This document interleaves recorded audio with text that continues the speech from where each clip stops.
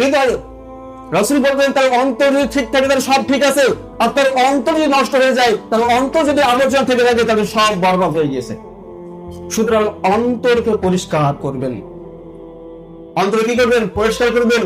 এজন্য আল্লাহ সুবহানাহু ওয়া তাআলা বলতেছেন, নাযার আল্লাহু ইলা সুইরকুম, আল্লাহ সুবহানাহু ওয়া তাআলা তোমাদের সুন্দর চেহারা দেখেন না, নাযার আল্লাহু ইলা কুলুবিকুম, আল্লাহ তোমাদের অন্তরকে দেখেন, তোমাদের হৃদয়কে দেখেন, কার হৃদয় কত পরিষ্কার, কার হৃদয় কত শুদ্ধ, আল্লাহ সুবহানাহু ওয়া তাআলা এটা দেখেন।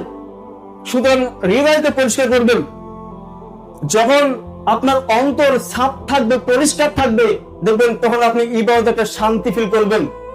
আপনার কাছে মনে হবে যে গুনাহ, যখন আপনি একটা কোনো গুনাহ করতে যাবেন তখন মনে হবে যে ওই গুনাহটা আপনার কাছে অনেক বড়, অনেক ভারী। আর যখনই আপনি আপনার অন্তর পরিষ্কার থাকবে না, আপনার অন্তর যখন নষ্ট হয়ে যাবে, তখন আপনার কাছে গুনাহ করা সহজ হয়ে যাবে। গুনাহ আপনার কাছে হালকা মনে হবে, অপরাধ অপরাধ মনে হবে না। আপনি হারানোর সময় তখন জড়িত হয়ে যাবেন, আপনি টেরি পাবেন।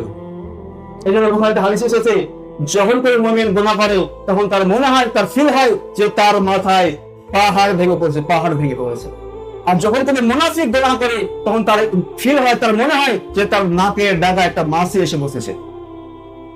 এটা পুরোটা খেলে কোথায় দেখেন? অন্তরের।